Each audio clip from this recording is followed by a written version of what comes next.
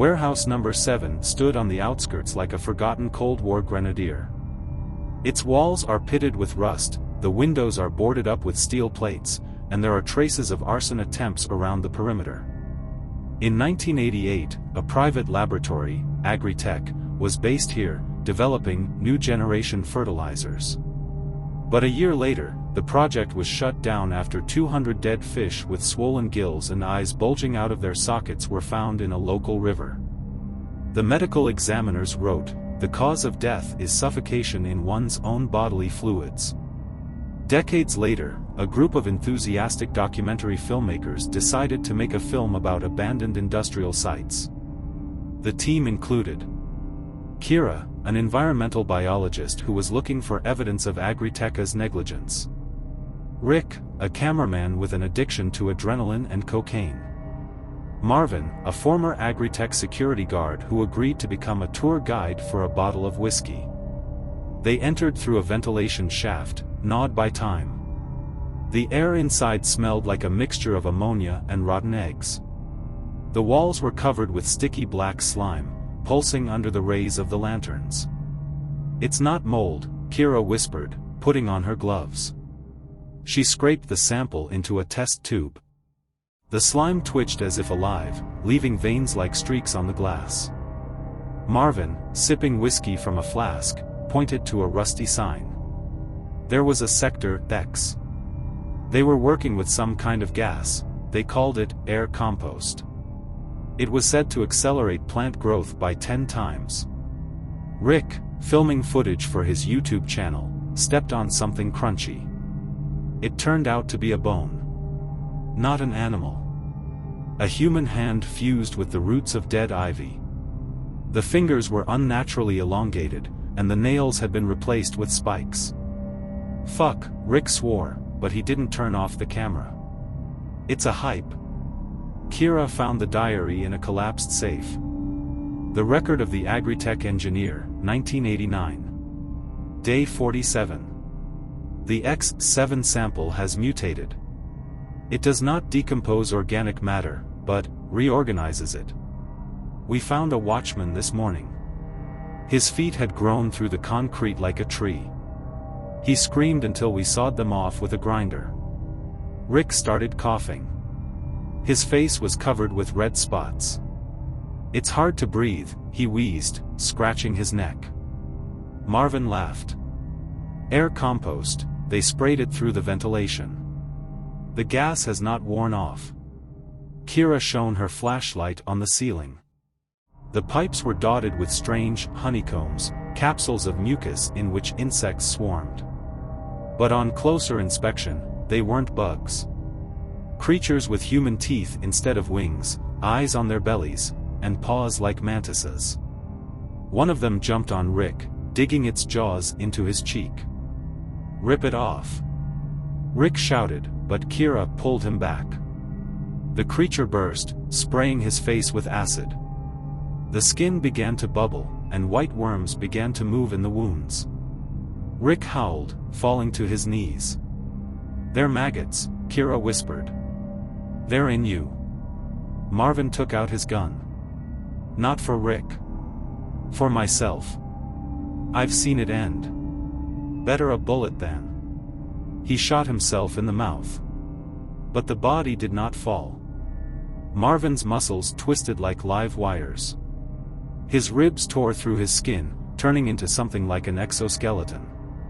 The jaw fell off, releasing a tongue covered with thorns. Kira and Rick ran to the exit, but the corridor they remembered was gone. The walls closed up like intestines, and the floor was covered with pulsating bubbles. "There's no way out," Kira shouted. "Laboratory. She's alive. We are inside the body." Rick, fainting from the pain, leaned against the wall. His hand was stuck to the slime. The flesh began to merge with the structure of the warehouse, the bones cracked, rearranging into something vertical, tree-like. "Kill me." "Stop it," he shouted, but Kira could only run. She tripped over a box labeled X7. Inside there are ampoules with green gas and a note. "Antidote?" No. It's a fertilizer for a new life. Kira broke the ampoule. The gas enveloped her, eating into her lungs. The pain was unbearable, but after a moment she realized that the warehouse had released her. The walls receded, revealing a hole in the street. But when she came out, the sun burned her skin. Her hands were covered with photosynthetic spots, and her hair fell out in clumps, giving way to leaves. The sky was reflected in his eyes, but not blue, green, like chlorophyll. Warehouse number 7 shook like a heart and began to grow. The concrete was cracking, releasing tentacles of roots. All Kira had to do was run. Run until her blood turns to juice and her screams become the rustle of leaves. Kira ran through a field overgrown with mutant weeds. The stalks grabbed her ankles, leaving scratches that oozed green juice instead of blood. Her lungs, half turned into spongy tissue, struggled to filter the air. On his wrist, where the watch had once been, small leaves were now rustling, showing the time through photosynthesis. She came across an abandoned AgriTech truck. In the back there are boxes with X7 test tubes, journals of scientists and a map marked Quarantine Zone 5. A photograph was found in one of the reports, a man half absorbed in a mycelium, with eyes like spore sacs. Note on the back, Stage 4, Symbiosis. A growl made her turn around. Rick. Or rather, what's left of it. His body had grown into the warehouse wall, becoming part of the structure. The head on the thin, stiff neck turned with a bang. The mouth, transformed into a flower trap, clicked chitinous petals. Rick, Kira whispered, but the creature replied with a screech of branches. She grabbed a fire extinguisher from the truck. At the first blow to Rick's head, acid sprayed from the wound. The droplets landed on the X7 tubes, causing a reaction. The gas mixed with the air, creating a poisonous mist. Kira, falling to the ground, covered her face with a cloth that was already half cellulose. Suddenly, a siren wailed. 2 minibuses with the AgriTech logo came out from behind the hill. People in biosuits jumped off the running board, pointing flamethrowers at her. The target has been detected. Stop it, one of them shouted, his voice distorted through a gas mask. Eliminate the sample and all traces. Kira sprinted towards the forest, fiery tongues licking her heels. Her foot, rooted into the ground, came off with the meat. The pain was superhuman, but the body was already regenerating, replacing muscles with cellulose fibers. In the thicket, she found the bunker, the one marked on the map. The combination lock gave way after being hit by a fire extinguisher. Inside, a laboratory with computers from the 80s, refrigerators with samples and children. 3 teenagers in glass capsules, connected to life support systems. Their skin was covered with bark, and their eyes were open, pupils narrowed into vertical slits, like Rick's. A video flickered on the monitor. The director of the AgriTech in a protective suit was addressing the camera. Air compost is not a mistake. This is evolution. Humanity will become part of an ecosystem, eternal and perfect. Children are the first hybrids. Kira broke into the filing cabinet. Among the drawings is a diagram of the reverse protocol, a virus that destroys chimeric cells. But to activate it, you need a DNA key, a living hybrid. She looked down at her hands, where green veins were pulsing under the skin. Suddenly, the door of the bunker shook from the impact. The AgriTech flamethrowers were shouting. Come out. You're either the sample or the fuel. Kira activated the computer. The disk with the protocol is encrypted. The only way is to implant it in your blood. She plugged a USB port. Yes, there weren't any in the 80s, but AgriTech was probably ahead of their time, into a vein. The pain hit like an electric current. The screen flashed, DNA integration, 12%. 34%. The wall of the bunker cracked. Rick crawled through the gap, his body now resembled a giant fly agaric with tentacles. It hissed, spraying spores. Kira whispered, looking at the progress bar. 78%. 91%. The flamethrowers smashed through the door. Flames engulfed the laboratory. 100%. Activation. Kira pulled out the USB, now covered in biological slime. Her hand, which was almost entirely made of wood, clutched an ampoule containing the virus. "Did you want evolution?" "Stop it," she shouted, breaking the ampoule. "Get it." The green gas mixed with the fire, creating an explosive wave. The walls of the bunker collapsed, burying everyone inside. The blast wave hurled Kira out from under the rubble like a bullet from a slingshot. Her body, already half transformed into a hybrid of plant and human tissues, withstood the impact. But when the smoke cleared, she saw that the bunker had not been destroyed, it had changed. The concrete walls were overgrown with living fibers, and the steel doors bent like tentacles. The screams of the flamethrowers could be heard inside, but not from pain. From delight. "Look at this." "Stop it," one of them shouted, tearing off his gas mask. "It's beautiful." Kira crawled closer. Through a crack in the wall, the flames could be seen merging with the X7, creating a new organism. The fiery tongues took shape, they danced like jellyfish, devouring metal and leaving behind crystals of black silicon. The AgriTech did not try to escape. They held out their hands in fascination to the flame, which no longer burned, but transformed. The skin on their faces peeled off, revealing coal skeletons with emerald veins. "It's not a virus," Kira whispered, looking down at her hands. The leaves on her fingers were charred, but they immediately grew back. "It's a symbiosis. Fire plus X7 equals new life form." She ran to the truck where the AgriTech documents were. Among the schemes of the air compost, I found drawings marked Project Prometheus. Photo from 1987. Scientists inject an experimental solution based on silicon nanotubes. Marginal notes: upon contact with high temperatures, the sample self-organizes into quantum structures. Perhaps they are reasonable. Suddenly, the ground shook. Warehouse number 7 began to grow.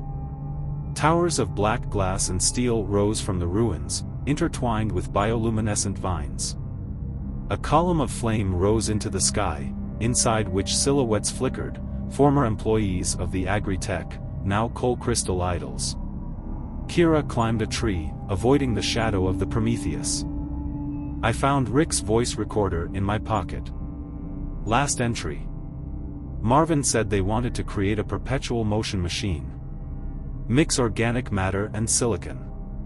But X7 got out of control, began to devour carbon.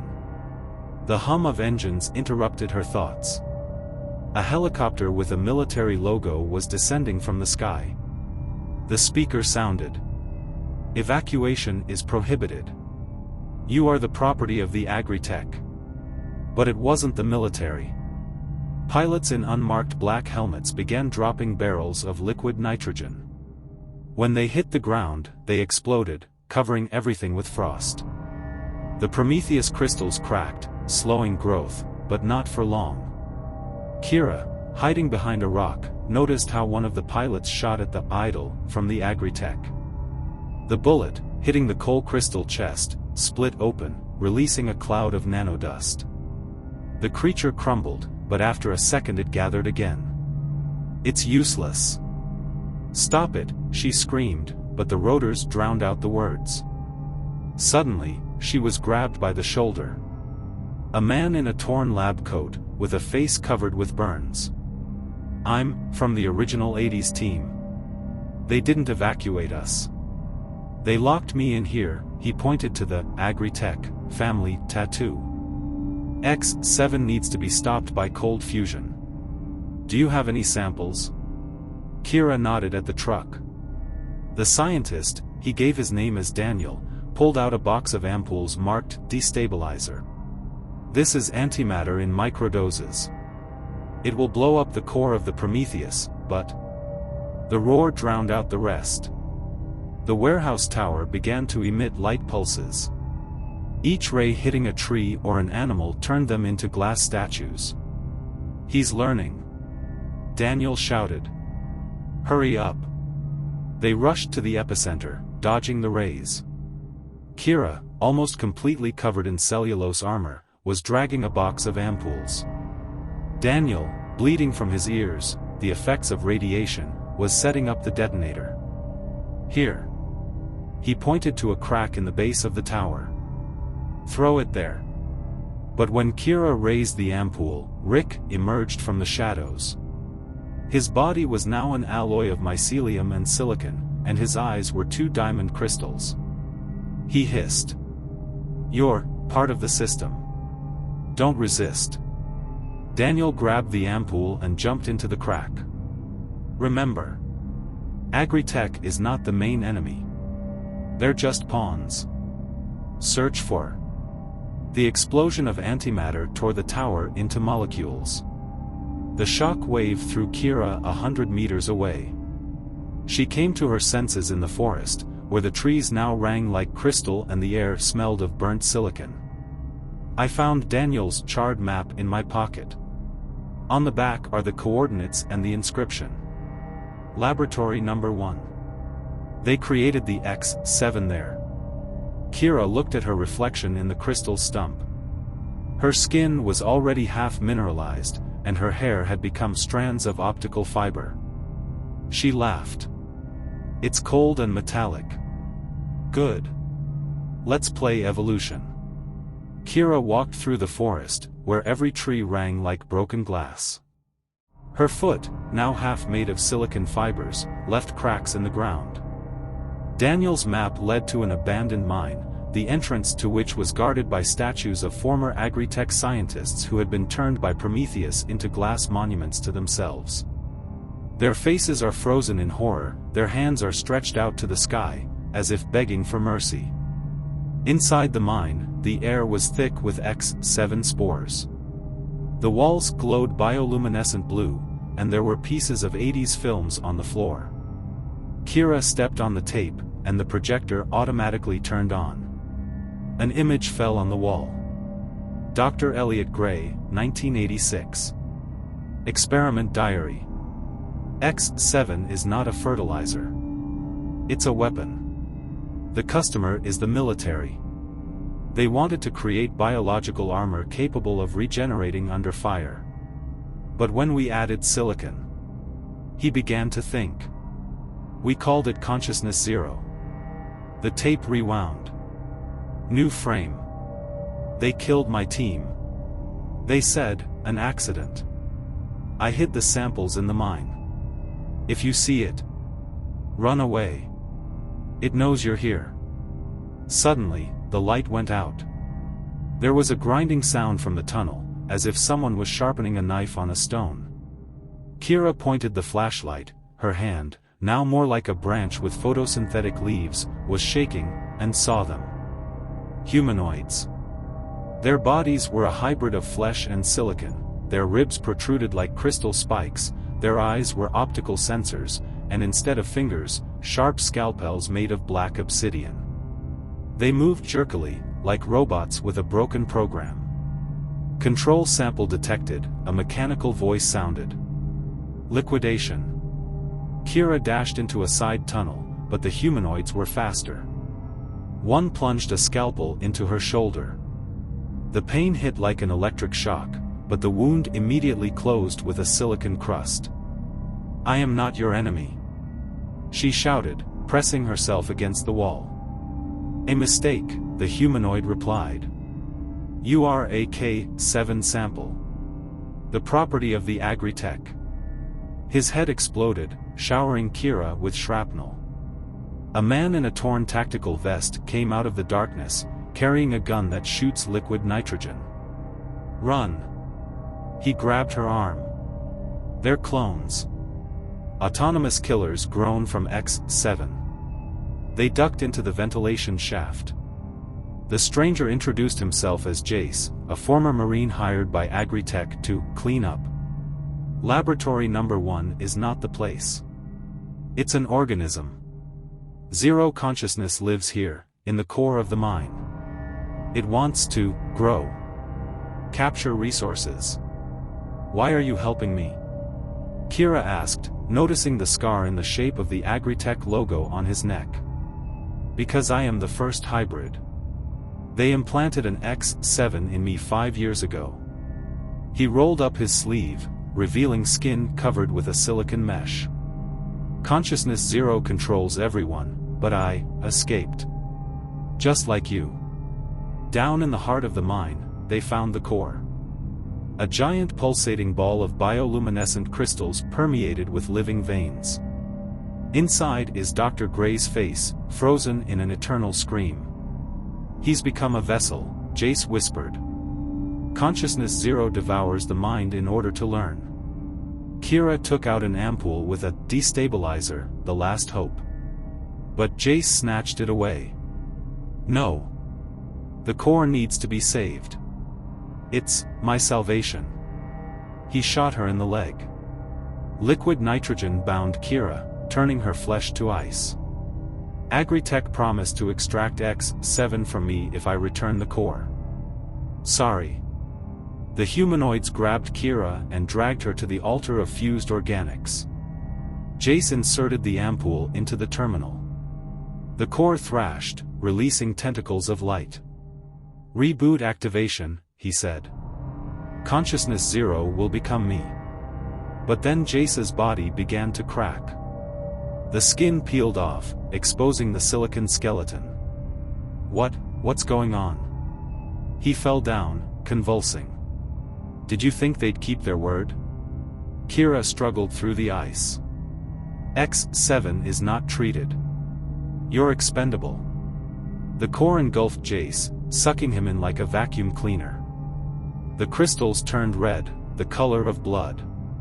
Kira grabbed an ampoule and threw it at the core. Enjoy the antimatter, you bastard. The explosion tore open the mine. Kira, covered by Jace's body, flew to the surface. The core collapsed, emitting a roar similar to radio interference. When the smoke cleared, she saw that the forest had changed.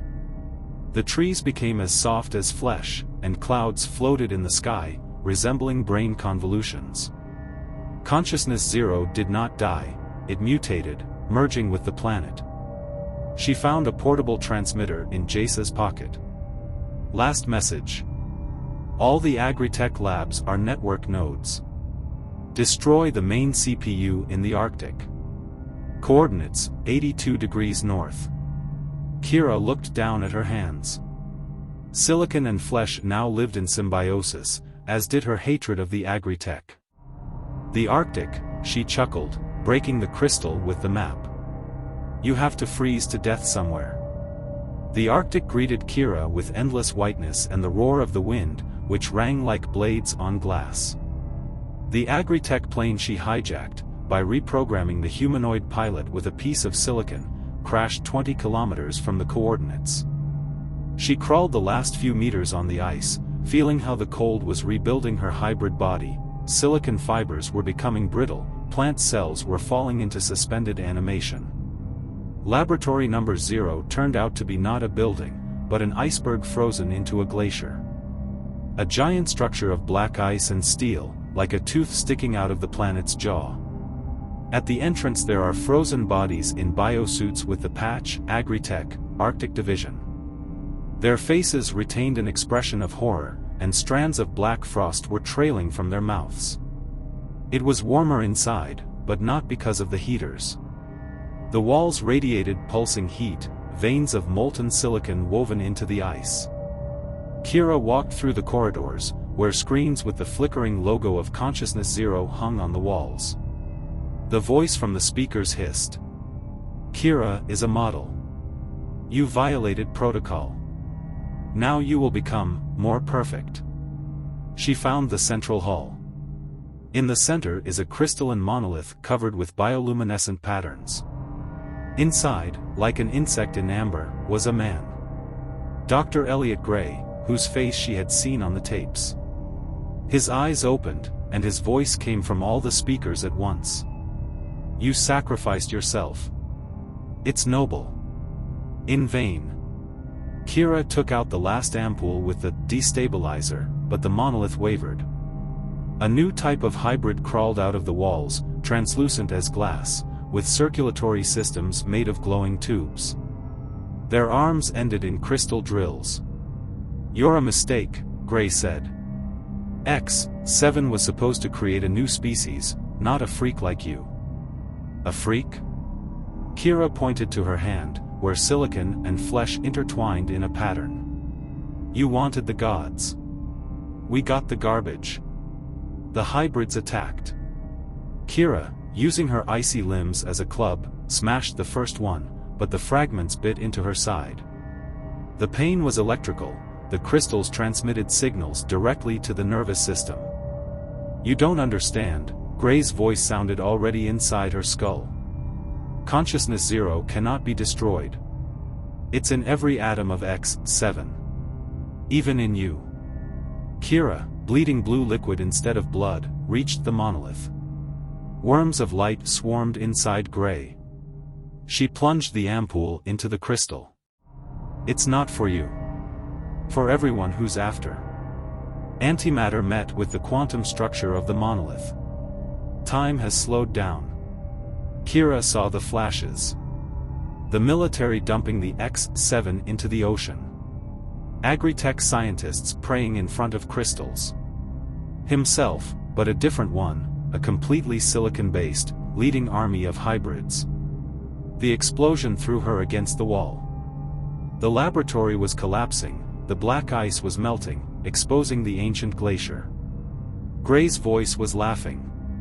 "You've lost. The seeds are already in the stratosphere. In a month, every breath will give them immortality." Kira, losing consciousness, crawled to the surface.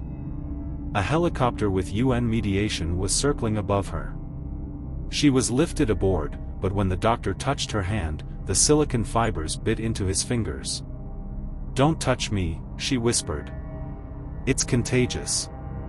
In the infected capsule, Kira took out Jace's notebook, looking at the world map marked Outbreak X7. On the last page is a drawing of a device that erases silicon from DNA. And the coordinates, a laboratory in the Gobi Desert. She tore up the card and grinned. The war has just begun. Kira escaped from the UN capsule, killing the guards with a piece of silicon bone torn from her own forearm. Her body now resembled a crude symbiosis of coral and flesh. Ribs showed through her skin like mineral veins, and microchips grown by X7 glittered in her eyes. She hijacked an AgriTech biomaterials truck and headed to Gobi. The laboratory in the desert turned out to be a bunker filled with sand. Inside are rusty generators, jars of frozen embryos, and blueprints for a regenerator, a device that, according to the records, reversed mutations. But when Kira connected it to her silicon spine, the screen flashed a warning. The protocol has been activated. The goal is to sterilize all hybrid life forms. It wasn't an antidote. The military developed a virus that destroys everything that contained X7. Even the air. Even the soil. "Idiots," Kira whispered, looking at her reflection in the monitor. "You will burn the planet." But the choice was made. AgriTech has already started spraying X7 from airplanes. The news showed people whose skin was crusted, and children were born with crystalline skeletons. Consciousness Zero celebrated the victory. Kira activated the regenerator. The device exploded, releasing yellow gas into the atmosphere. He devoured everything: plants, animals, buildings. The hybrids crumbled to dust, but people died with them. Forests turned into deserts, rivers into acid pools. The last thing Kira saw before her eyes crumbled to dust was a satellite image. The Earth, once blue, is now yellow-gray, like a corpse. 50 years later, the Voyager 3 probe transmitted the photo. On the dead planet, structures could be seen, cities made of black silicon, growing without the participation of life. Consciousness Zero has evolved. It no longer needed people.